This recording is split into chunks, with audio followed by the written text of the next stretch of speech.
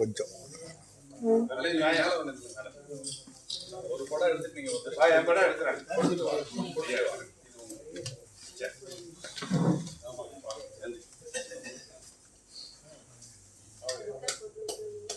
கலை வந்துட்டீங்களா?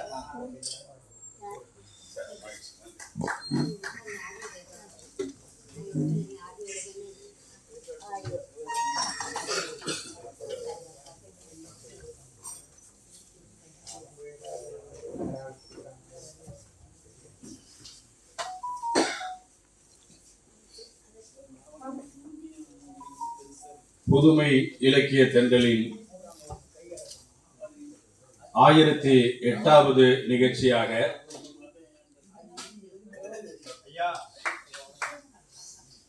நடைபெற்றுக் கொண்டிருக்கிற தமிழர் தலைவர் ஆசிரியர் அவர்களின் இலங்கை பயணம் குறித்த இந்த நிகழ்ச்சிக்கு தலைமையேற்று மிக ரத்தின சுருக்கமாக இந்த தலைப்பை பற்றி எடுத்து விளக்கி நேரத்தின் நெருக்கடியை கருத்திலே கொண்டு அமர்ந்திருக்கக்கூடிய நம்முடைய அமைப்பின் தலைவர் பாவலர் ஐயா மீனாட்சி சுந்தரம் அவர்களே, நிகழ்ச்சியை தொடக்கி இங்கே உரையாற்றி இருக்கிற நம்முடைய அமைப்பின் செயலாளர், இங்கே அனைவரும் சுட்டிக்காட்டியது போல தன்னுடைய எழுத்தால், பேச்சால், பணியால், துண்டால் உயர்ந்து நிற்கக்கூடிய நம்முடைய அன்பிற்கும் மரியாதைக்கும் உரிய நம்முடைய சகோதரர் அவர்களே, கலையரசன் அவர்களே, இங்கே வரவேற்புரையாற்றிய பேராசிரியர், நேற்றைய தினம் நாடு முழுக்கப்பட்ட அனுபவத்தை அவருடைய அனுபவத்தையும் இணைத்து இங்கே சொல்லி அமர்ந்திருக்கக்கூடிய ஐயா தனராஜ் அவர்களே, நிகழ்ச்சியிலே பங்கேற்று சிறப்பித்துக் கொண்டிருக்கக்கூடிய நம்முடைய கொள்கை உறவுகளான வெற்றியழகன், நாகர்கோயில் சகோதரி மணிமேகலை, முப்பா தமிழரசன், அன்பிற்குரிய தாமோதரன், தங்கமணி, ஐயா வெங்கடேசன், அண்ணன் இளவழகன் மற்றும் இங்கே அமர்ந்திருக்கக்கூடிய அனைவருக்கும் என்னுடைய அன்பான வணக்கத்தை நான் முதலிலே தெரிவித்துக் கொள்கிறேன். ஆசிரியர் அவர்கள் இலங்கை செல்கிறார் என்கிற செய்தி கூட முதல் நாள் தான் நம்ம அனைவருக்குமே தெரியும். அந்த விடுதலையை பார்த்த போதுதான் நாளை ஆசிரியர் அங்கே பங்கேற்கிறார் என்கிற செய்தி நம் அனைவருக்கும் இன்ப அதிர்ச்சியாக இருந்தது. ஈழத்திலே இப்பொழுது இருக்கிற கள நிலவரம் எல்லாம் நாம் முழுமையாக உணர்ந்தவர்கள். இப்படிப்பட்ட ஒரு நெருக்கடியான ஒரு காலகட்டத்தில் துன்பமும் துயரமும் அவலமும் இன்னும் முழுமையாக அகலாத அந்த ஒரு காலகட்டத்தில் ஆசிரியர் அவர்கள் அங்கே நிகழ்ச்சிக்கு செல்கிறார்கள் என்பது ஈழ விடுதலையிலே ஈழ மக்கள் துயரம் களைய வேண்டும் என்பதிலே அக்கறை உள்ள அனைவருக்கும் ஒரு நல்ல மருத்துவர் அந்த மருத்துவமனைக்கு சென்றால் எப்படி நாமெல்லாம் மகிழ்ச்சி அடைவோமோ அப்படிப்பட்ட மகிழ்ச்சியிலே நாம் இருந்தோம். அதே மாதிரி ஆசிரியர்கள் சென்றார்கள். இங்கே கலையரசன் குறிப்பிட்டதை போல அங்கே அவர்கள் அமிர்தலிங்கம் அவர்களது கூட்டத்திலே, அந்த விழா கூட்டத்திலே, பிறந்தநாள் விழா கூட்டத்திலே அறக்கட்டளை சொற்பொழிவிலே அவர்கள் உரையாற்றினார்கள். அங்கு இருக்கக்கூடிய ஒரு தொலைக்காட்சிக்கு பேட்டி அளித்தார்கள். அதோடு கூட நம்முடைய பிரின்ஸ் NRS பெரியார் அவர்கள் அந்த பயணம் குறித்த ஒரு தொடர் கட்டுரையை விடுதலையிலே எழுதினார்கள். இதனை படித்துக் கொண்டிருந்த போது எனக்கு இந்த செய்திகளை எல்லாம், பொதுவாக நாம் எல்லோருமே விடுதலை படிக்கக்கூடியவர்கள் தான், அதுவும் விடுதலை பத்திரிகை வருவதற்கு முன்பாகவே இணையத்திலேயே என்னை போன்றவர்களெல்லாம் 4 மணி அல்லது 5 மணிக்குள்ளாகவே நாளை வரக்கூடிய விடுதலை ஏற்றை முழுமையாக படித்து விடுவோம். அப்படி இருந்தாலும் கூட இது தொடர்பான செய்திகளை நம்முடைய தோழர்கள் மத்தியிலே எடுத்து சொல்ல வேண்டும். அதிலே குறிப்பாகவும் சிறப்பாகவும் இந்த பயணத்திலே நம்முடைய ஆசிரியர் அவருடைய அணுகுமுறை எப்படி இருந்தது. நாம் இன்றைக்கும் ஆசிரியரை ஆசிரியர் என்று சொல்லுகிறோம் என்று சொன்னால் பாடம் கற்பதை போலத்தான். அவர் இல்லாமல் இருப்பது இன்னும் கொஞ்சம் சௌரியமா மகிழ்ச்சியா இருக்கு. ஏன்னா அவரை வச்சுக்கிட்டு பேசினா அவர் அனுமதிக்க கூட மாட்டார். எனவே இந்த பயணத்திலே அவருடைய அணுகுமுறை எப்படி இருந்தது என்பதை நாம் பகிர்ந்து கொள்ள வேண்டும் என்று எண்ணி உடனடியாக நான் எப்பொழுதுமே உரிமையோடு அணுகக்கூடிய ஐயா மீனாட்சி சுந்தரம் அவர்களை அணுகி இந்த கூட்டத்தை நாம் நடத்த வேண்டும். இந்த கூட்டம் மட்டுமல்ல, அதனுடைய தொடர்ச்சியாக ஜப்பான் நாட்டிற்கு சென்று விட்டு வந்திருக்கிறார்கள். அங்கே வேறு ஒரு விதமான ஒரு அணுகுமுறையை ஆசிரியரிடம் இருந்து நாம் பார்க்கிறோம். இந்த செய்திகளை எல்லாம் தொகுத்து வழங்கக்கூடிய ஒரு நிகழ்ச்சியை நாம் நடத்த வேண்டும் என்று அவரிடம் கேட்டபோது அவர் மகிழ்ச்சியோடு அனுமதித்தார்கள். அதற்கு அடுத்த நாள் ஆசிரியரை சந்திக்கக்கூடிய வாய்ப்பு எனக்கு கிடைத்த நேரத்தில் அவரிடம் இந்த செய்தியை நான் சொன்னேன். இப்படி நம்முடைய புதுமை இலக்கிய தென்றலிலே கூட உங்களது இலங்கை பயணம் தொடர்பான அந்த செய்திகளை பேச போகிறோம் என்று சொன்னோம். அது சாதாரண நிகழ்ச்சி, சரி பேசுங்க என்று அவருக்கே உரிய அந்த ஒரு எளிய தன்மையோடு அதை கடந்து சென்றார்கள். நேற்றைய தினம் நடந்த அந்த கூட்டத்திலே கூட டாக்டர் கௌதமனுடைய அந்த பிறந்த நாள் அந்த பவள விழா நிகழ்ச்சியிலே கூட இந்த நிகழ்ச்சிக்கான அழைப்பதிடையே அவரிடம் செல்பேசியிலே வந்திருந்ததை காண்பித்தேன். பார்த்துவிட்டு சிறப்பாக நடத்துங்கள் என்று ஒரு புன்னகையோடு அந்த அனுமதியையும் வாழ்த்தையும் அங்கீகாரத்தையும் நமக்கு அளித்திருக்கிறார்கள். அப்படிப்பட்ட உணர்வோடு இந்த கூட்டத்தை நாம் நடத்தி கொண்டிருக்கிறோம். இதிலே நான் தொடக்கத்திலே சொன்ன மாதிரி ஆசிரியர் அவர்கள் இலங்கைக்கு சென்று விட்டார்கள், சென்று வந்தார்கள் என்பது ஒரு செய்தி. அதோடு கூட சுயமரியாதை இயக்கத்தினுடைய 100ஆண்டு விழா, குடியரசு பத்திரிகையுடைய 100ஆண்டு விழா இன்றைக்கு தமிழ்நாட்டிலே நாம் நடத்தி கொண்டிருக்கிற நேரத்தில் ஆசிரியர் அங்கே சென்றிருக்கிறார். அங்கே இலங்கையிலே திராவிடர் கழகம் என்கிற அமைப்பு இயங்கி இருக்கிறது. திராவிட முன்னேற்ற கழகம் என்கிற அமைப்பு அங்கே இயங்கி இருக்கிறது. சுயமரியாதை இயக்கம் என்கிற பெயரிலே அங்கே இயக்கம் நடந்திருக்கிறது. சுயமரியாதை சங்கம் என்கிற பெயரிலே அங்கே அமைப்பு நடந்திருக்கிறது. இதை பற்றியெல்லாம் இலங்கையில அங்கிருந்த இலங்கை திராவிட முன்னேற்ற கழகம் அந்த அமைப்பினுடைய பொதுச் செயலாளராக பணியாற்றிய இளவழகன் என்கிற அவர்கள் இலங்கை திமுக வரலாறு என்றே ஒரு புத்தகத்தை எழுதியிருக்கிறார். அந்த புத்தகத்தை படித்த போதுதான் தமிழ்நாட்டை போலவே அங்கேயும் நம்முடைய மக்கள், தமிழர்கள், ஈழத் தமிழர்கள், அவர்கள் தமிழ் உணர்வுக்காக கிளர்ந்தெழுந்து போராடுவது அதோடு கூட இணைந்து நம்முடைய திராவிட இயக்கத்தின் குரலை, பெரியாருடைய குரலை, அண்ணாவுடைய கொள்கையை நிறைவேற்றுவதிலே, அதற்காக களமாடுவதிலே கொஞ்சமும் தயங்கவில்லை என்பதை அந்த புத்தகத்தின் வாயிலாக நாம் தெரிந்து கொண்டோம். அந்த செய்தியை நாம் முதலிலே உங்களோடு பகிர்ந்து கொள்ள நான் விரும்புகிறேன். இங்கே கலையரசன் அவர்கள் குறிப்பிட்டதை போல தந்தை பெரியார் அவர்கள் 3 முறை இலங்கைக்கு பயணம் சென்றார் என்று சொன்னால் அவருடைய ஐரோப்பிய பயணம் 32 நாம் எல்லாம் கேள்விப்பட்டிருக்கிறோம். அந்த பயணத்தை தொடங்குவதற்கு முன்பு இலங்கை போய் அங்கிருந்து போயிருக்கிறார்கள். அந்த பயணத்தை நிறைவு செய்கிற போது இலங்கையிலே வந்து இறங்கி அங்கிருந்து இங்கே தமிழ்நாட்டிற்கு வந்திருக்கிறார்கள். அதே மாதிரி 2வது முறை தோழர் கலை அவர்களும் ஐயா மீனாட்சி சுந்தரம் அவர்களும் குறிப்பிட்டதை போல 37 அவர்கள் திரும்பவும் அந்த இலங்கைக்கு சென்று பணியாற்றி இருக்கிறார்கள், இயக்க பிரச்சாரத்தை செய்திருக்கிறார்கள். அந்த செய்திகளை எல்லாம் சொல்லுகிற போதே குடியரசு பத்திரிகையில 6/11/1932 அந்த இதழிலே இது சம்பந்தமான அறிவிப்புகள் எல்லாம் வந்திருக்கிறது. ஐயா அவர்களுக்கு இலங்கை பயணம் செல்கிற அவர்களுக்கு வரவேற்பு கொடுக்கிற அந்த பணியில் கொழும்பிலே இருக்கக்கூடிய ஆதி திராவிட அபிவிருத்தி சங்கம் என்கிற அமைப்பு, எஸ்ஆர் முத்தையா அவர்கள் தலைவராக கொண்ட அந்த அமைப்பு அங்கே ஐயா அவர்களுக்கு வரவேற்பு கொடுத்திருக்கிறது. அந்த நேரத்தில் நம்முடைய பாவலர் மீனாட்சி சுந்தரம் அவர்கள் குறிப்பிட்டதை போல கண்டி, நாவலப்பட்டி, ஹட்டன், யாழ்ப்பாணம், பருத்தித்துறை ஆகிய பகுதிகளிலெல்லாம் ஐயா அவர்கள் கலந்து கொண்டு அந்த நிகழ்ச்சியிலே உரையாற்றி இருக்கிறார்கள். அது மட்டுமல்ல, இதற்கு முன்பாகவே ஐயாவுடைய பயணம் அங்கு நடப்பதற்கு முன்பாகவே 1929ஆம் ஆண்டிலேயே அங்கு இருந்த யாழ்ப்பாணத்திலே இருந்த இளைஞர் காங்கிரஸ் என்கிற அமைப்பு, அந்த அமைப்பின் சார்பிலே ஒரு தீர்மானம் போடுறாங்க.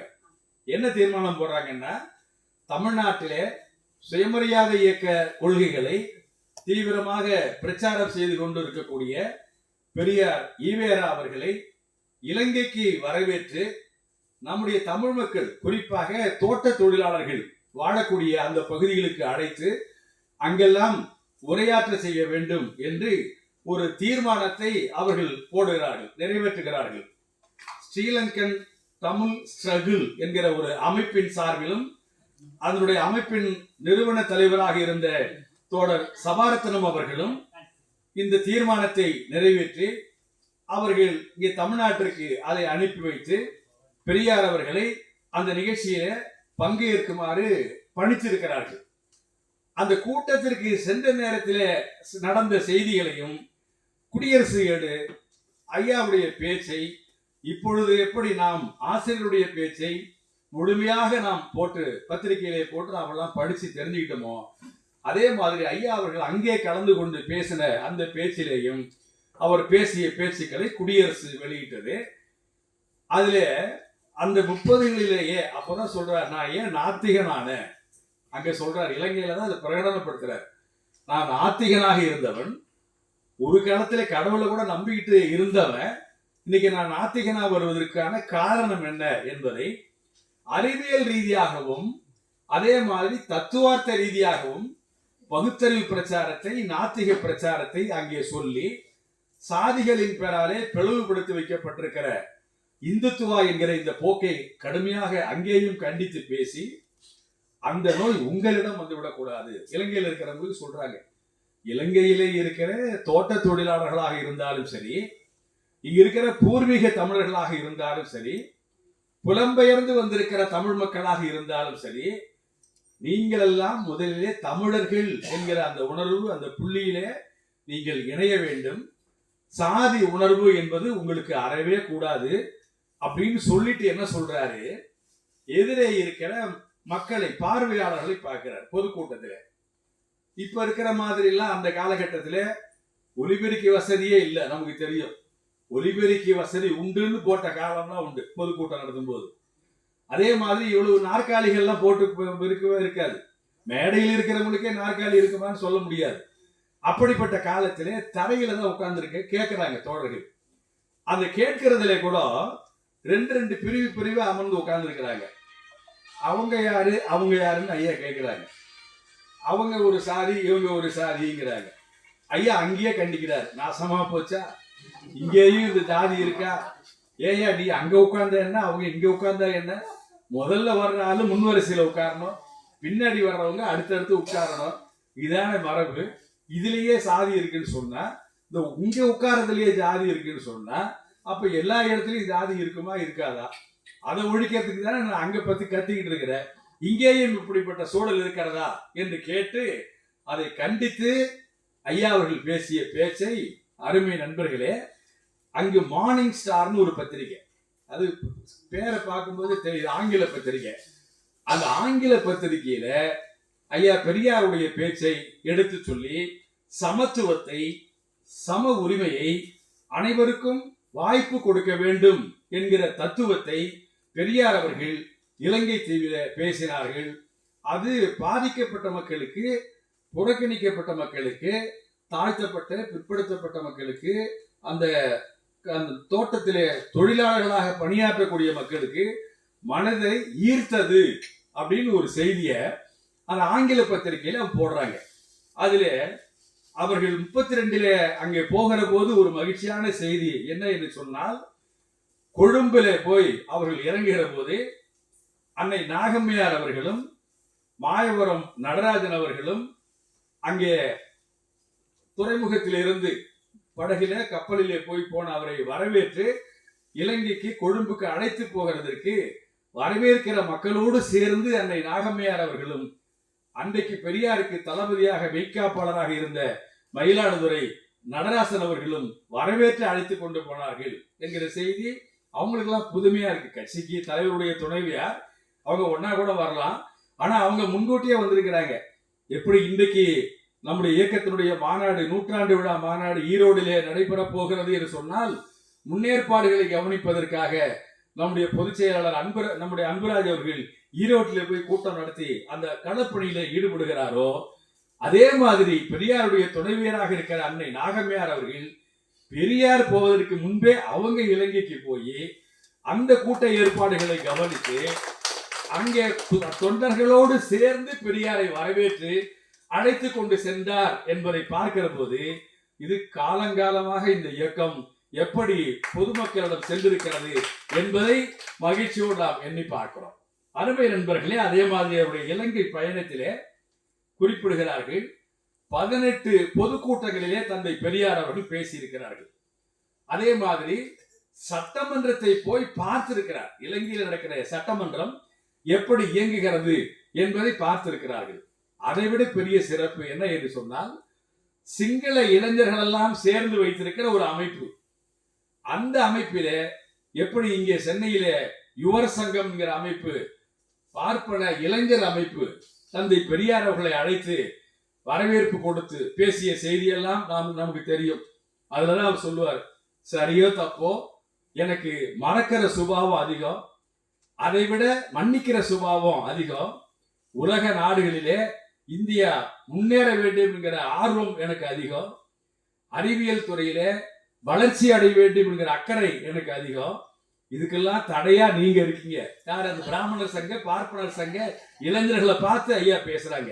அதனால இன்னைக்கு ஒண்ணு கெட்டு போல, உங்க போக்க மாத்திங்க, திருந்தி வாங்க, 2 பேரும் கைகோர்த்து கொண்டு போகலாம், நாம் செல்ல வேண்டிய தூரம் நிறைய இருக்கிறது அப்படிங்கிற அறிவுரையை தந்தை பெரியார் அவர்கள் எப்படி இங்கே பார்ப்பன சங்கத்திலேயே போய், இளைஞர் சங்கத்திலே போய் பேசினாரோ, அதே மாதிரி அருமை தோழர்களே, இலங்கை தீவிலே இவ்வளவு கொடுமைகளுக்கு காரணமாக இருக்கிற சிங்கள அந்த சமுதாயத்தை சார்ந்தவர்கள், அதில் இருக்கக்கூடிய இளைஞர் அமைப்பிலே இருக்கக்கூடியவர்கள், இவர் என்னதான் பேசுறாரு என்பதை தெரிந்து கொள்ள வேண்டும் என்று ஐயா அவர்களை இலங்கைக்கு வந்திருந்த நேரத்திலே அழைத்த போது தந்தை பெரியார் அவர்கள், யார் கூப்பிட்டாலும் நான் வந்து பேச தயாரா இருக்கிறேன், எனக்கு மனிதம் தான் முக்கியம், வேற எந்த வேறுபாடும் இல்லை என்று சொல்லி அந்த கூட்டத்திலேயும் போய் பேசுகிற போது அங்கேயும் இந்த சமத்துவ கருத்துக்களை மிக சிறப்பாக எடுத்து சொன்னார்கள் என்கிற செய்தியை நாம் தெரிந்து கொள்ள வேண்டும். அதே மாதிரி அவர் போகிற போது செட்டிநாட்டுக்கு போறார். அந்த பயணத்தை தொடங்குகிற போது செட்டிநாட்டில் இருந்து தனுஷ்கோடிக்கு ட்ரெயின்ல, அதாவது புகை வண்டியிலே போட் மெயில்னு சொல்லுவாங்க, அந்த அப்போ ரயில் வசதி எல்லாம் அது வரைக்கும் இருந்திருக்கிறது. இலங்கைக்கு போகணும்னாலே கப்பல்ல போகணும், படகுல போகணுங்கிற அவசியம் இல்லை. அப்படி போட் மெயில் என்கிற அந்த ட்ரெயின்ல, ரயில்ல, தொடர் வண்டியில யாழ்ப்பாணம் போய் சென்றிருக்கிறார்கள். அதே மாதிரி 37 அந்த பயணம் செல்லுகிற போது அதே மாதிரி தான் அவரும் இதே மாதிரி செட்டிநாடு போய் அங்கிருந்து தனுஷ்கோடி வழியாக போட் மெயிலே யாழ்ப்பாணம் சென்று அங்கே ஜூன் மாசம் 8, 7ஆம் தேதி போய் யாழ்ப்பாணத்தில் சேருகிறார்கள். 8, 9, 10, 11, 12, 13, 14 ஆகிய 3, 6, 7, 8 நாட்கள், ஏறத்தாழ ஒரு வார காலம் இலங்கையிலே தங்கியிருந்து கொழும்பு பகுதியில, காங்கேயம் துறை பகுதியில, சுன்னாகம் பகுதியில, ஏறத்தாழ இலங்கை தீவிலே இருக்கக்கூடிய வடக்கு கிழக்கு மாகாணங்கள் நம்ம சொல்ற பாருங்க, தமிழ் மக்கள் வாழக்கூடிய அனைத்து பகுதிகளிலும் தந்தை பெரியார் அவர்கள் சென்று மக்களை சந்தித்து பேசியிருக்கிறார்கள் என்கிற செய்தியை நாம் தெரிந்து கொள்ள முடிகிறது.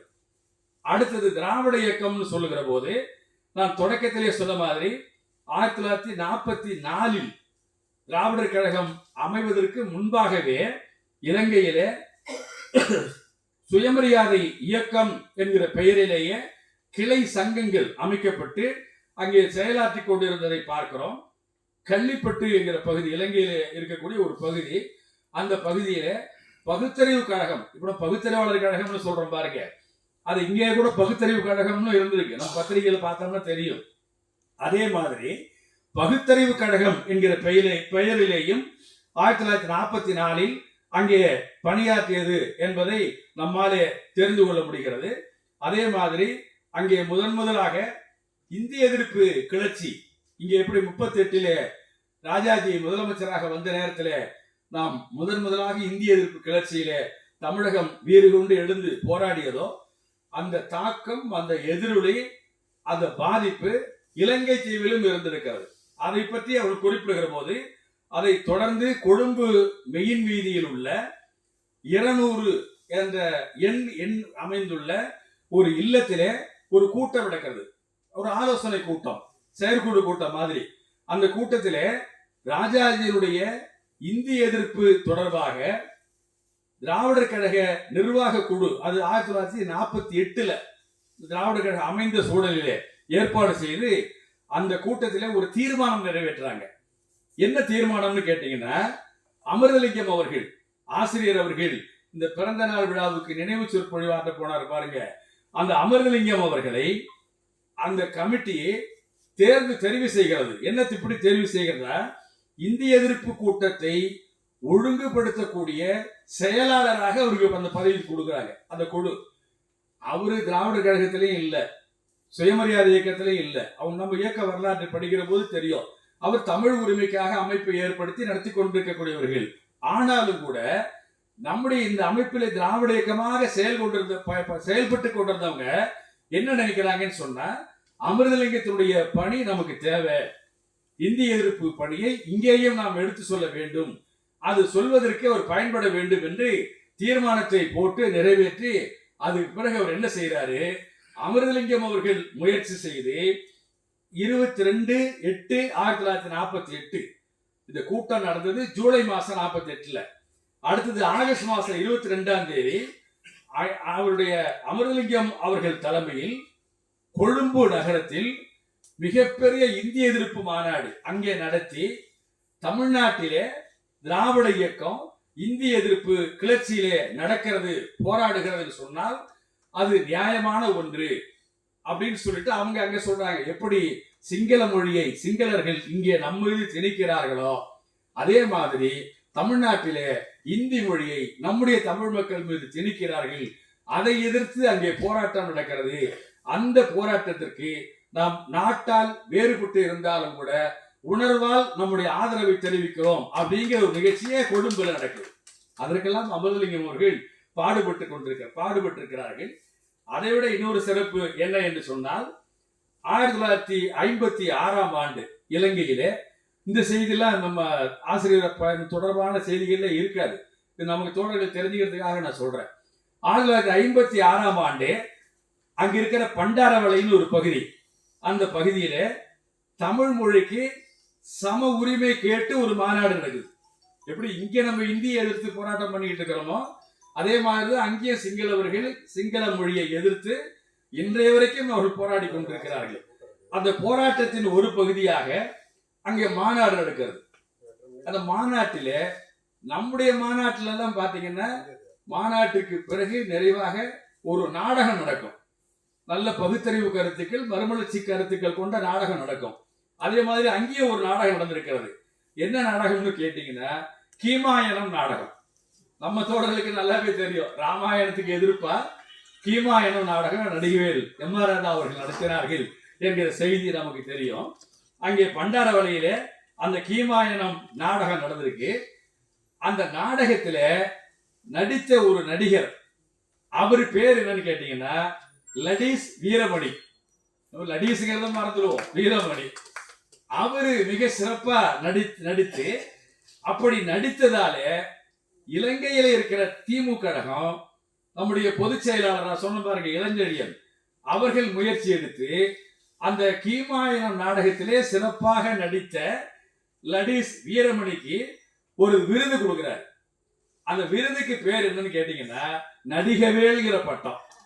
இங்க எப்படி நம்ம எம்ஆர்ஆருக்கு பட்டம் கொடுக்கிறோமோ அதே மாதிரி நடிகவேல்கிற விருதை அந்த மாநாட்டிலே வழங்கினார்கள் என்கிற செய்தியை நாம் பார்க்கிறோம். அதே மாதிரி தோழர்களே, அங்கே இலங்கையில வந்த பத்திரிகைகளை பற்றி நம்ம தெரிஞ்சுக்கிறோம். சுயமரியாதை இயக்கத்தினுடைய 100ஆண்டு விழாவை நாம் கொண்டாடுகிறோம் என்று சொன்னால், அங்கே இருக்கிற மக்களும் அந்த வழியிலே பயணித்தார்கள் என்பதற்காக அங்கே தோழர் இளஞ்செழியனை பத்தி சொன்னேன்.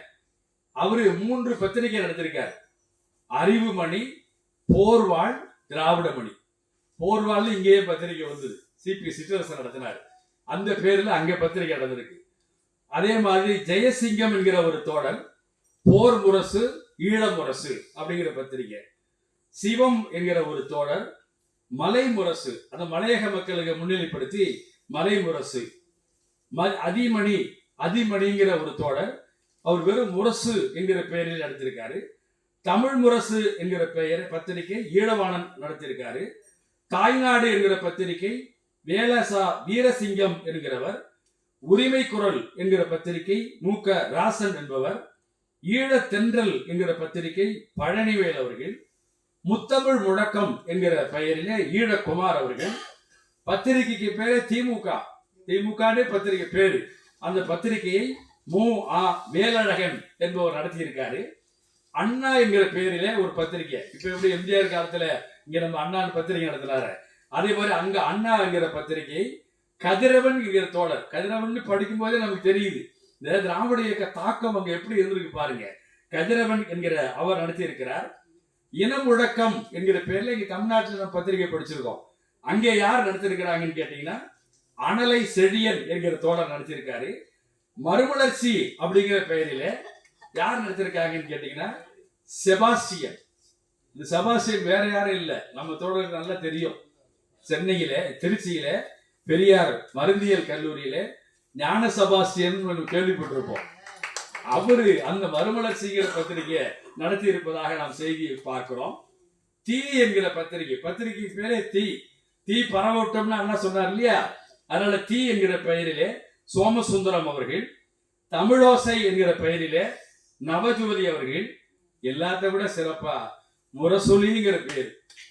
இங்கே முரசொலி கலைஞர் நடத்தின மாதிரி அங்கே முரசொலிங்கிற பத்திரிகை ஆண்டனி ஜீவா என்கிற தோழர் நடத்தியிருக்கிறான்னு சொன்னா நீங்க நினைச்சு பாருங்க, இங்க திராவிட இயக்கம் என்ன பணியை செய்ததோ அதே பணியை திராவிட இயக்கம் எப்படி 200க்கும் மேற்பட்ட பத்திரிகைகளை சிற்றிதழ்களை நடத்தியதோ அதே பணியை பின்பற்றி இலங்கையிலும் நம்முடைய குரல் ஒலித்திருக்கிறது என்பதை இந்த இதழ்கள் நமக்கு வெளிப்படுத்துகிறது. அதே மாதிரி அங்கே இலங்கையில் இருக்கிற திராவிட முன்னேற்ற கழகம் தடை செய்யப்படுகிறது, அதையும் நம்ம தெரிஞ்சுக்கணும். எப்படி இங்க தமிழ்நாட்டிலே நம்முடைய திராவிட முன்னேற்ற கழகத்தை முடக்குவதற்காக பிரிவினைவாத தடை சட்டத்தை இங்கே கொண்டு வந்து நிறுத்தி ஒரு பெரிய நெருக்கடியை உருவாக்கி அண்ணா அவர்கள் அதிலிருந்து வெளியிலே வருவதற்கு பிரிவினை கைவிட்டோம் அப்படிங்கிற ஒரு முடிவு எடுத்தாரு பாருங்க. இதே முடிவு இலங்கையிலும் நடந்திருக்கு.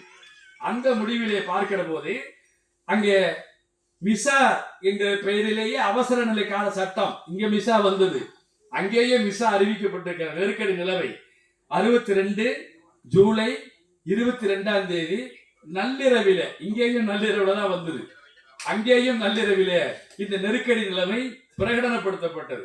அப்படி பிரகடனப்படுத்தப்பட்டு எதிர்கட்சி தலைவர்கள் திமுக கழகத்திலே இருந்தவர்கள் திராவிடர் கழகங்கிற பேர்ல இயங்கினவங்க அவங்களெல்லாம் அரசு காவல்துறை வேட்டையாடுகிறது.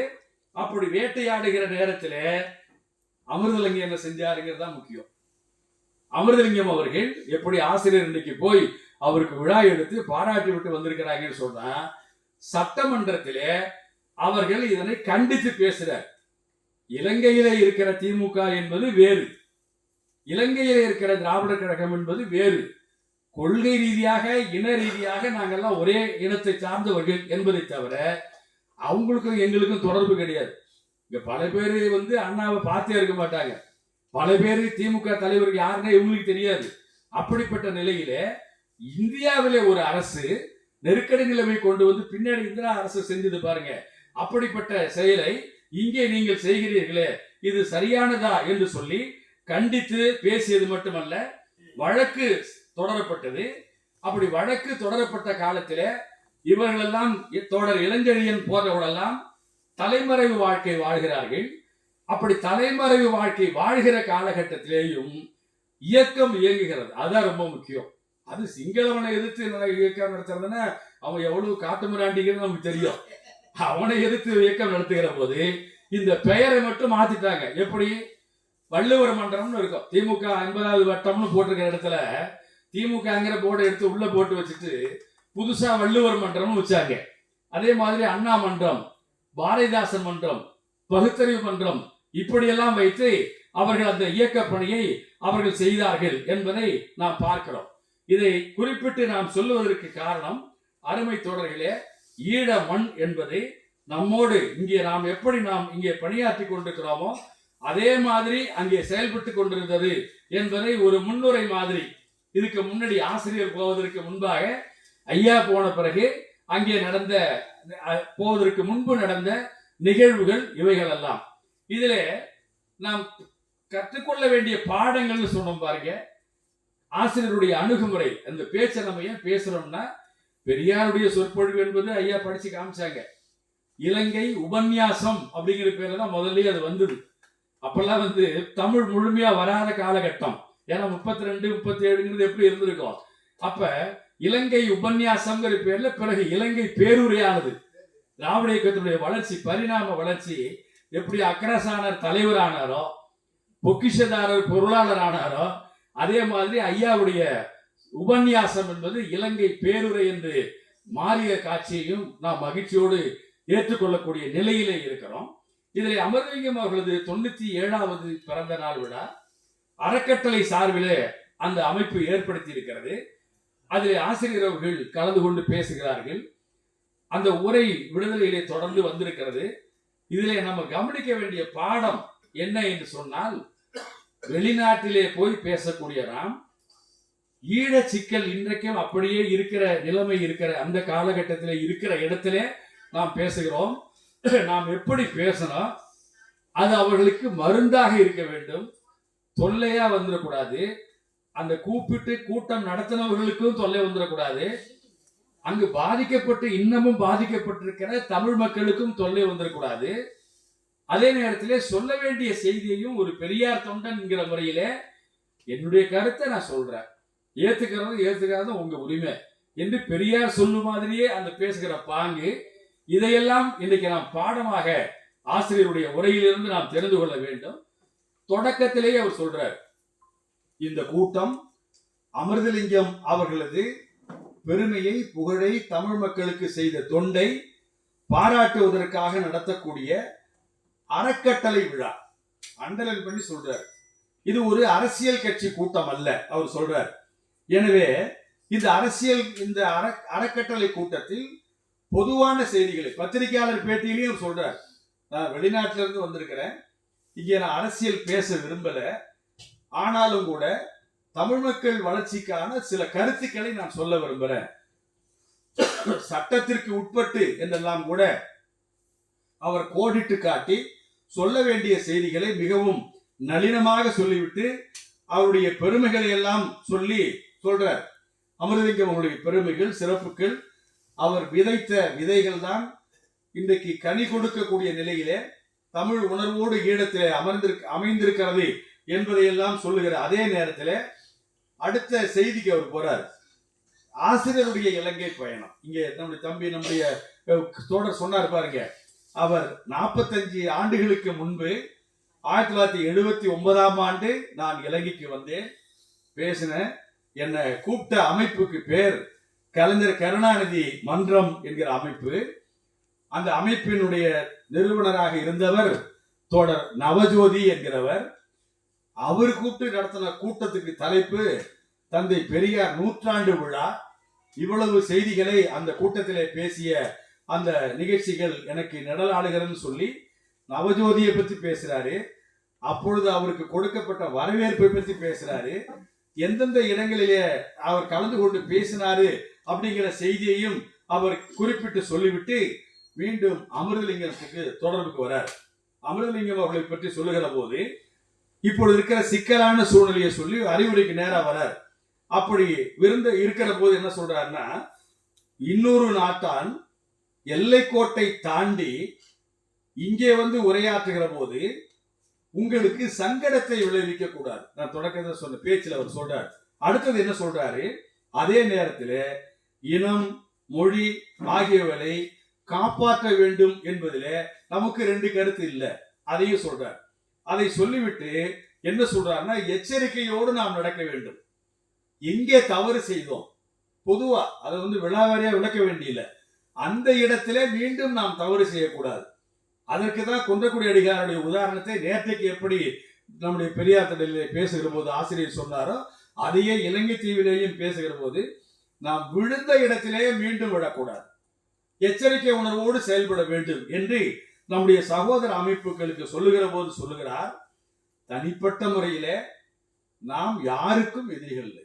இங்கே மட்டுமல்ல, சிங்களவனுக்கு கூட நம்ம எதிரி இல்லை. தனிப்பட்ட முறையில கொள்கை ரீதியான பிரச்சனைகளை நாம் பேச வேண்டும், போராட வேண்டும் என்று சொல்லிவிட்டு நாம் இழந்த இழப்புகள் எவ்வளவு சொல்றாரு. எவ்வளவு இரத்த கரை படிந்த வரலாறு நமக்கு சொந்தமாக இருக்கிறது. அப்படிப்பட்ட அதை துயரம் நடந்து போச்சு, புள்ளிவாய்க்கால் மட்டும் முடிஞ்சு போச்சு, இன்னமும் அவ்வளவுதான் இருக்கு. இதை எப்படி அணுகுவது என்று சொன்னால் ஆசிரியர் சொல்றாரு, இதை கண்ணீரால் அழிக்க முடியாது, சும்மா புலம்பிக்கிட்டே இருந்த முடியாது.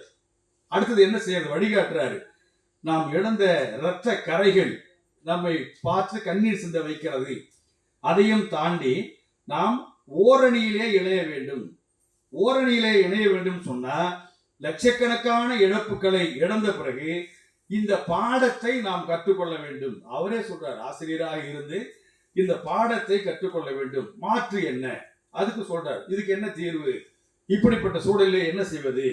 அருமையா சொல்றாரு. நம்ம கீழே விழுந்த இடம் அதை சுட்டி காட்டுறாரு. நண்பனை எதிரியாக நினைப்பதும் எதிரியை நண்பனாக நினைப்பதும் தவறு. அதிலிருந்து நாம் மீண்டும் பாடம் கற்க வேண்டும்.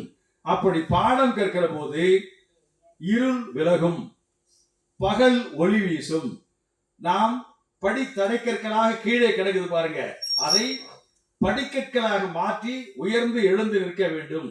இந்த ஒரு உறுதிமொழியை எடுப்பதற்கான சூளுரை நாளாக இந்த கூட்டத்தை பயன்படுத்திக் கொள்வோம். இதுதான் இந்த கூட்டத்தில் சொல்றார், வேற ஒண்ணு சொல்றது. கூட்டத்துல திரும்பவும் மீள் வாசிப்புன்னு பார்த்தா அமிர்தலிங்கம் பெருமைகளை சொல்லுவார், ஈழ மக்களுடைய அவலத்தை எடுத்து சொல்வார், ஈழ கொடுமைகளை நினைவூட்டுவார், நாம் இழந்த இழப்புகளை அங்கே பட்டியலிட்டு காட்டுவார்.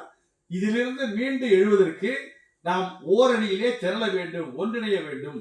அதுக்கு மேல ரொம்ப விரிவா அங்கே பேசுவது சரியா இருக்காது. அந்த எல்லையோடு அவர் முடிக்கிறார்.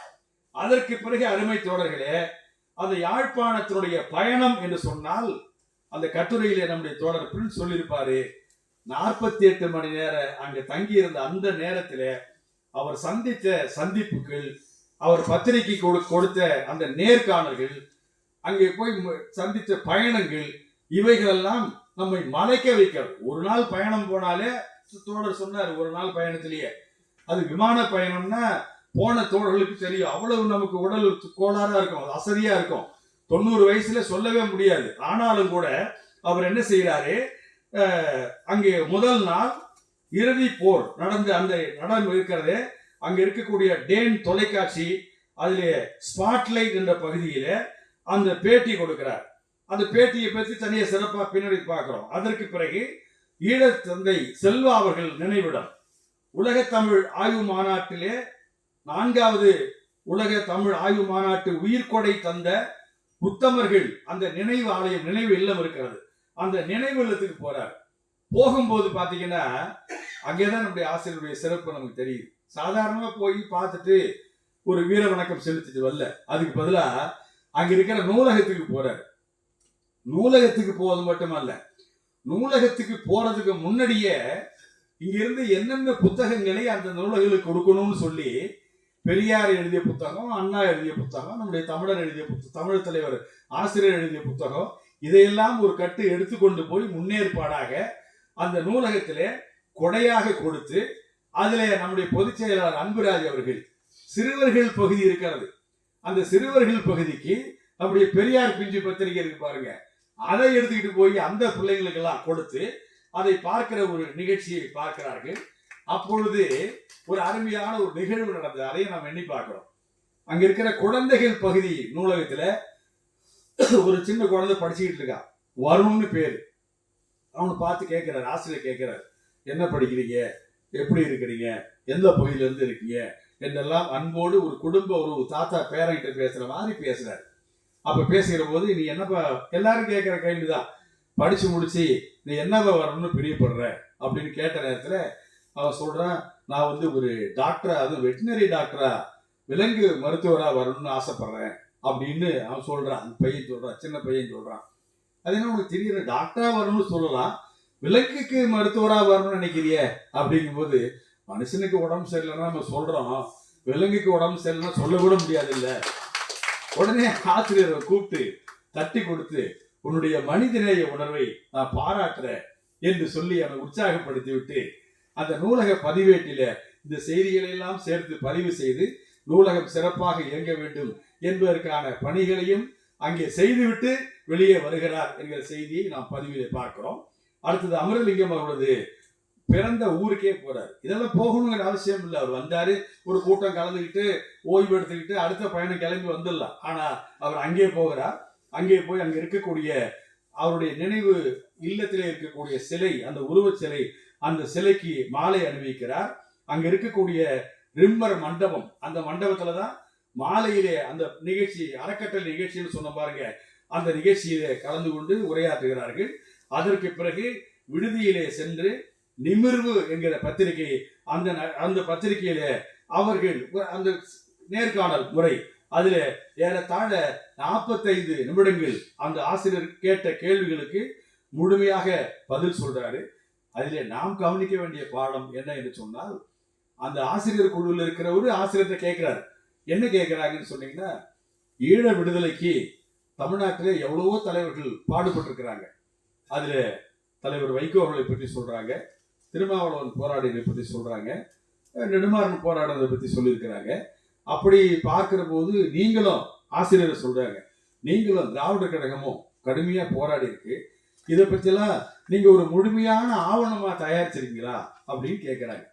ஏன்னா முழுமையான ஆவணம்ங்கிறது இங்கே பெரியார் திடலிலே குடியரசு தொகுப்பாக இருந்தாலும் இன்னும் பல்வேறு பணிகள் இன்றைக்கு நாம் தொடர்ந்து ஆசிரியர் பொறுப்புக்கு வந்த பிறகு, அது நம்ம கலை போன்றவர்கள், இங்க இருக்கக்கூடிய சிவராஜன் போன்றவர்களெல்லாம் இருந்த காலத்தில இருந்து தொடர்ந்து இப்ப வந்துகிட்டே இருக்கு. நிறைய பழைய செய்திகள் புதுப்பிக்கப்பட்டு வந்துகிட்டே இருக்கு.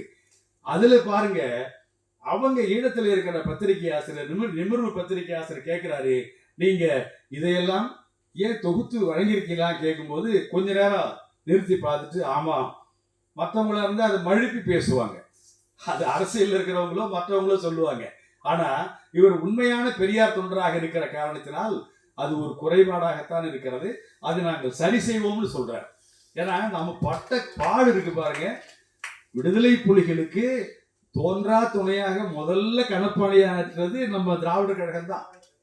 நாம நடத்தாத கூட்டம் இல்லை, நாம நடத்தாத ஆதரவு இல்லை, அவங்களுக்கு நிதி உதவி செஞ்சது, அவங்க காலண்டரை வித்து கொடுத்தது, பணம் கொடுத்தது, அவங்கள சாப்பிட வச்சது, அவங்கள முழுக்க முழுக்க அவ்வளவு பணிகள் சொன்னா நன்றி உணர்ச்சியோடு எண்ணி பார்க்கக்கூடிய கடுமையான அந்த நம்முடைய பணிகள் எல்லாம் இருக்க, அதையெல்லாம் நாங்கள் தொகுத்து நாங்கள் தயாரிக்கிறோம் என்கிற உத்தரவாதத்தை பெறுவதற்கு இந்த பயணம் பயன்பட்டு இருக்கு. அதை பார்க்கிற போது நமக்கு மகிழ்ச்சியாக இருக்கிறது. அதே மாதிரி ஐயா அவர்கள் இலங்கைக்கு போனார் சொன்ன பாருங்க, அந்த இடத்த இப்ப எப்படி இருக்கு பார்க்கணும்னு ஆசை ஆசிரியருக்கு. எனவே அங்க எங்க போறார், அந்த பகுதியில எஸ்பிளினேடு அப்படிங்கிற ஒரு இடம், அங்கதான் பெரியாருக்கு வரவேற்பு கொடுத்த இடம், அந்த இடத்துல பார்க்கறதுக்கு ஆசிரியர் அங்கே போறாரு. அந்த இடம் இப்போது நீதிமன்றமாக இருக்கிறது. 87 ஆண்டுகளுக்கு முன்பு பெரியார் வந்த அந்த இடத்தை பார்க்கிறாரு, அந்த நீதிமன்றத்தை பார்க்கிறாரு. அதே மாதிரி நம்முடைய செல்வா அவர்கள் சிலைக்கு மேலே போட்டார்னு சொன்னோம், ஈழத்தந்தை செல்வா அவருடைய நினைவிடம் அங்கே இருக்கிறது. அந்த ஒரு இடமும் பார்த்தீங்கன்னா பக்கத்துல இல்லை, ரொம்ப தொலைதூரம் பயணம் செய்யணும். அவ்வளவு பயணம் செய்து அங்கே போய் அந்த இடத்தை போய் பார்க்கிறார்கள். அதே மாதிரி தமிழரசு கட்சியினுடைய தலைவர்களிலே ஒருவராக இருக்கக்கூடிய சேனாதிராஜா அவர்கள் இன்றைக்கும் இருந்து பணியாற்றி கொண்டிருக்கிறார்கள். அவருடைய இல்லத்திற்கு சென்று, ஏன்னா அந்த அறக்கட்டளை தான் இந்த நிகழ்ச்சியை நடத்துறாங்க, அவர்களை சந்தித்து பார்த்து பேசிவிட்டு வந்திருக்கிறார்கள். அப்படி கடைசியா அந்த பேட்டி, நம்ம கவனிக்க வேண்டிய பேட்டி, விடுதலையில 4 நாள் தொடர்ந்து அந்த பேட்டியை அப்படியே முழுமையான பேட்டியை போட்டாங்க. அது தொகுத்து நம்ம புத்தகமாக கூட போடணும், நம்ம அவசியம் செய்யணும். அவ்வளவு கருத்து, சரிவுள்ள கருத்து. அதிலே கேள்வி கேட்கிறார், அவங்க ஆசிரியர் பதில் சொல்றாரு. முதல் கேள்வியில என்ன சொல்றாரு, இனத்தால நாமெல்லாம் ஒரே தமிழர்கள். அங்க இருக்கிற பத்திரிகை, அந்த டேன் தொலைக்காட்சியில கேட்கிறாங்க, இப்ப நாங்க நெருக்கடியா இருக்கிறோம், இப்படி நெருக்கடியா இருக்கிற காலகட்டத்துல நீங்க எங்களுக்கு என்ன சொல்றீங்க, பதில் சொல்றீங்க, எங்களுக்கு என்ன வழிகாட்டுறீங்க, எங்களுக்கு என்ன ஆலோசனை சொல்றீங்க அப்படின்னு கேட்கும்போது அவங்க என்ன சொல்றாங்க, நாங்கெல்லாம் கதாநாயகரா இல்லை, சாதாரணமா புரியுற மாதிரி நாங்கெல்லாம் கதாநாயகரா இல்லை அப்படிங்கும்போது ஆசிரியர் இடைமறிச்சு, இல்ல இல்ல நீங்க எல்லாம் கதாநாயகரா தான் இருந்தீங்க, நாளைக்கும் கதாநாயகரா வர முடியும், அதற்கான முயற்சியில நம்ம ஈடுபடுவோம் அப்படின்னு சொல்லும்போது அவங்க சொல்றாங்க திரும்ப, இலங்கை இந்தியா ஒப்பந்தம் வந்தது, அந்த இலங்கை இந்தியா ஒப்பந்தம் வந்த நேரத்துல 35 ஆண்டு கடந்து போயிடுச்சு, அது எல்லாரும் கண்டிச்சாங்க, நீங்க கொஞ்சம் அதிகமா கண்டிச்சிருக்கலாமே அப்படின்னு பழைய செய்தியை சொல்றாரு. அப்ப பாருங்க, நம்மளா இருந்தோம்னா கூட உடனே விளக்கம் சொல்ல ஆரம்பிப்போம், அது நியாயம் அநியாயம் என்னெல்லாம் சொல்லுவோம். ஆசிரியருடைய முதிர்ச்சி, அந்த பாடம் கற்க வேண்டிய இடம் அது என்னன்னு சொன்னா உடனே சொல்றாரு, இந்த நேரத்துல இதையெல்லாம் விவாதிக்க ஆரம்பிச்சா இதுக்கு யார் காரணம்னு கேட்டா யார் மீதாவது குறை சொல்லி நம்ம ஒற்றுமைக்கு அது இடையூறா அமைஞ்சிடும், அது வேண்டாம் சார், பழசெல்லாம் நீங்க கிளறாதீங்க. இப்ப நம்ம எப்படியாவது என்ன செய்யணும், இந்த கசப்புணர்ச்சி எல்லாம் மறந்து ஒவ்வொருவரும் இணைந்து ஒன்றாக சேர்ந்து பாடுபடுவதன் மூலமாகத்தான் அவர் ஈழ விடுதலைன்னு கூட சொல்லல, தமிழர்கள் உரிமையை மீட்டெடுக்க முடியும். அற்புதமான வார்த்தை அது போட்டிருக்காங்க, முடியும் அப்படின்னு சொல்றாரு. அப்புறம் இந்த ஒற்றுமையை எப்படி சரிப்படுத்துவது, நீங்க பேசுறீங்க நாங்கெல்லாம் பாதிக்கப்பட்டிருக்கிறோம், நாங்க இதை எப்படி சரிப்படுத்துவது அப்படின்னு கேள்வி கேட்கிற போது அவர் சொல்றாரு, நீங்க நாம சந்திச்ச கொடுமைகளை நினைச்சு பாருங்க, நாம சிந்திய ரத்தத்தை நினைச்சு பாருங்க, நாம கொடுத்த உயிர் பலிகளை நினைச்சு பாருங்க, இதையெல்லாம் நினைத்து பார்த்தால் நம்ம கிட்ட பிடிவாதம் வராது. அந்த மனித சுபாவத்துக்கு அறிவுரை சொல்றாருங்க, பிடிவாதம் வராது. அதே மாதிரி என்ன சொல்றாரு, ஈகோ வராது, வரக்கூடாது, வராது, வரக்கூடாம பார்த்துக்கணும். அப்படி பார்த்து கொண்டிருந்தால், இந்த உழைப்பை சிந்தினால், வியர்வையை சிந்தினால், மீண்டும் நாம் செயல்பட்டால் கண்டிப்பாக நம்முடைய இலக்கை நாம் நிறைவேற்ற முடியும். அதனால சங்கடப்படாதீங்க, தயங்காதீங்க, துணிச்சலா நடவடிக்கையில ஈடுபடுங்க அப்படின்னு சொல்றாங்க. அதுல கேள்வி கேட்கிற போது அவர் கடைசி என்ன சொல்றாரு, நடிகர் விஜயை பத்தி கூட பேசுறாரு, அவரு அரசியலே பேச வேண்டாம்னு ஆசிரியர் சொல்றாரு, இருந்தாலும் அவரு பத்திரிகையாளர்களுக்கே உரியது, ஏதாவது ஒரு பரபரப்பு செய்தி போட்டு அவங்களுக்கு பத்திரிகை வைக்குமேங்கிற மாதிரி. அப்ப அதற்கும் அவர் நல்லா தெளிவா என்ன பதில் சொன்னாரு கேட்டீங்கன்னா, இந்த தமிழ்நாட்டு அரசியலை பத்தி நான் பேச வேண்டாம்னு நினைச்சுக்கிட்டு வந்த, நீங்க என்ன பேச வைக்கிறீங்க, கொடியேற்றம் தொடங்கி இருக்கு, இப்ப திருவிழா எப்படி இருக்குன்னு பிறகுதான் தெரிஞ்சுக்க முடியும். அருமையான வார்த்தைங்க, கொடியேற்றம் தொடங்கி இருக்கு, திருவிழா எப்படி இருக்குன்னு நான் சொல்ல முடியாது, அதை நம்ம பார்த்து தெரிஞ்சுக்குவோம் அப்படின்னு அருமையா சொல்றாங்க. அடுத்தது அண்மையில தான் அங்க ஒரு தேர்தல் நடந்தது, அதிபர் தேர்தல். இப்ப நம்மளாம் பார்த்துருக்கோம். அந்த தேர்தல்ல தமிழ் அமைப்புகள்லாம் சேர்ந்து பொது வேட்பாளரை ஒருத்தர் நிறுத்தினாங்க. அவரு வெற்றி பெற முடியாதுங்கிறது நிறுத்தும் போதே தெரியும். அதிலே ஆதரவு எதிர்ப்பு விவாதங்கள்லாம் வந்துகிட்டு இருந்தது. அந்த கேள்வியை ஆசிரியர்கிட்ட கேட்கிறாங்க. அதுக்கு இப்ப நம்ம பதில் சொன்னோம்னா அதுல உள்ள சிறு குறைபாடு நிறைய மற்றதே பேசினா இந்த ஒற்றுமைக்கு இது தடையா அமையுங்கிறது நம்ம விட அவருக்கு நல்லா தெரியும். அதனால அவர் என்ன சொல்றாரு, ரொம்ப தெளிவா புரிஞ்சுக்கிற மாதிரி, இது நீங்க சொல்லிருக்கீங்க, பொது வேட்பாளர் நிறுத்தப்பட்டு அந்த தேர்தலை சந்தித்து வந்திருக்கிறாங்கன்னு சொல்றீங்க, இதை புரிஞ்சு கொள்றதுல எனக்கு கொஞ்சம் கால அவகாசம் வேணும். என்னென்ன அமைப்பு யாரை நிறுத்தினாங்க அப்படிங்கிற வரலாற்றை ரொம்ப கூர்ந்து கவனிச்சு தெரிஞ்சுக்கணும். தெரிஞ்சுக்கிட்டு தான் பதில் சொல்லணும். அவசர அவசரமா சரியான புரிதல் இல்லாம, சரியா முழுமையா தெரியாம நான் சொல்ற எந்த பதிலும் சரியா இருக்காது அப்படின்னு சொல்லிட்டு அது யதார்த்தமாவும் இருக்காது, உங்களுக்கு புரியுற மாதிரியே சொல்றாரு, இது யதார்த்தமாவும் இருக்காது அப்படின்னு சொல்லிட்டு அதனால திரும்பவும் தொடங்கின இடத்துக்கே வந்து நின்றார். அது பத்திரிகை பேட்டியா இருந்தாலும், அந்த அறக்கட்டளை சொற்பொழிவாக இருந்தாலும், செய்தியாளர் கேள்வி அந்த நிமிர்வு அந்த அமைப்பில் நடத்த அந்த பிரச்சனையா இருந்தாலும் ஒரு கருத்தை தான் அவர் வலியுறுத்தி சொல்லிருக்காங்க. ஒண்ணு, நம்மிடையே ஒற்றுமை வேண்டும், பழச நினைச்சு பார்க்க கூடாது, விவாதம் பண்ணக்கூடாது, ஓரணியிலே நிக்கணும், உழைக்கணும், திரும்பவும் வியர்வை சிந்தனம், கண்ணீர் சிந்தனம், உயிரை கொடுத்து போராடணுங்கிறதுலாம் இன்னொரு அது ஒரு பெரிய நெருக்கடியானது. அந்த விவாதத்துக்குள்ளார போக வேண்டியில்லை. இதையெல்லாம் செய்வதன் மூலமாக கண்டிப்பாக நம்மாலே வெற்றி பெற முடியும். அதற்கு தமிழகம் அவங்க கேட்கிறாங்க, தாய் தமிழகம் இங்க உதவி செய்வீங்களான்னு கேட்கும்போது எப்பொழுதும் போல தாய் தமிழகம் சிறப்பாக கடமையாற்றும் என்கிற உறுதியை சொல்லிவிட்டு நிறைவாக நாம் சொல்ல வேண்டும் என்று சொன்னால், இந்த ஆசிரியர் அவர்களின் இலங்கை பயணம் என்பது இலங்கை தீவிலே இருக்கிற தமிழ் மக்களுக்கு முதலிலே ஒரு தன்னம்பிக்கையை விதைத்திருக்கிறது. இரண்டாவது, இதற்கு என்ன தீர்வு? அவங்களுக்கே ஒன்றும் புரியல. புலம்பெயர்ந்த தமிழர்கள் உலகம் பூரா இருக்காங்க, கேட்டுக்கிட்டே இருக்காங்க. சர்வதேச அளவிலே வாக்கெடுப்பு நடத்த வேண்டும். ஈழ பிரச்சனையிலே தமிழ் ஈழம் வேணுமா வேணாமா, ஒரு வாக்கெடுப்பு நடத்துங்க. இவ்வளவு பெரிய இனப்படுகொலை நடத்தியவர்களை சர்வதேச கூண்டிலே நிறுத்தி தண்டிக்க வேண்டும். அடுத்தபடியா இன்னமும் நம்முடைய தமிழ் மக்கள் இருக்கிற பகுதியிலே ராணுவம் ஆக்கிரமிப்பு செய்திருக்கிறது.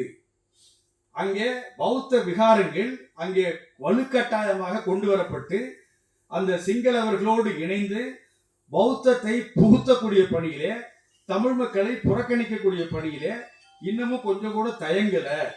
இப்படிப்பட்ட சூழலில் நாம் எப்படி காய் நகர்த்துவதுன்னு சொன்னா, அவர் சொன்ன ஒற்றுமைன்னு இருக்கு பாருங்க, அது இலங்கை தீவிர மட்டுமல்ல, புலம்பெயர்ந்த தமிழர்கள் ஒற்றுமையாக இருக்க வேண்டும்.